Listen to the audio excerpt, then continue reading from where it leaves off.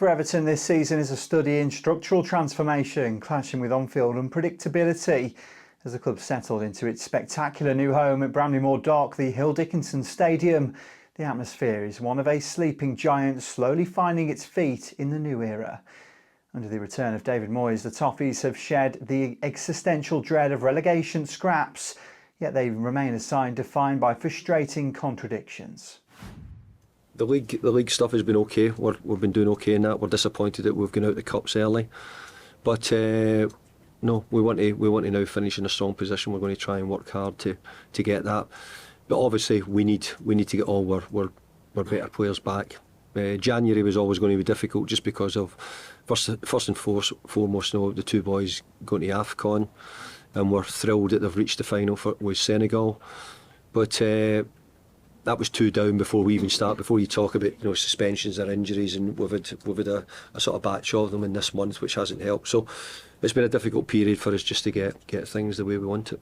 We need players more than ever, and we probably need them as soon as possible if we could make that happen. But more than likely, this month is never done particularly quickly. So we're still looking. I'm not sure we will get anything, but we're trying. The move from the tight visceral confines of Goodison Park to the expansive waterfront arena has brought typical new stadium teething issues. Well, the team has discovered a remarkable resilience on the road, becoming one of the league's most efficient away units. Replicating that dominance at home has proven elusive. We want to be higher.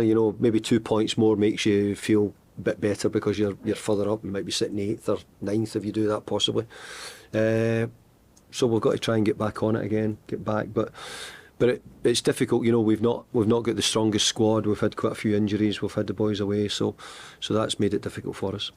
By the way, I'm sure there's a price for every player on the planet if you look around. But if you're asking me, we've got no intention of selling Ellie. We need them back. We need them back to give us some creativity and help us score and make goals. So we're missing them for all those good reasons.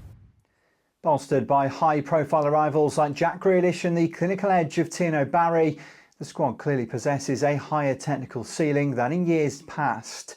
Yet the transitional tag remains appropriate. For every disciplined defensive masterclass, there is a lapse that reminds fans the rebuilding process is far from finished. Success this season isn't being measured by silverware, but by the stabilisation of a club that spent too long on the brink. As the running approaches, the goal is clear: find the consistency to match the ambition of their new surroundings.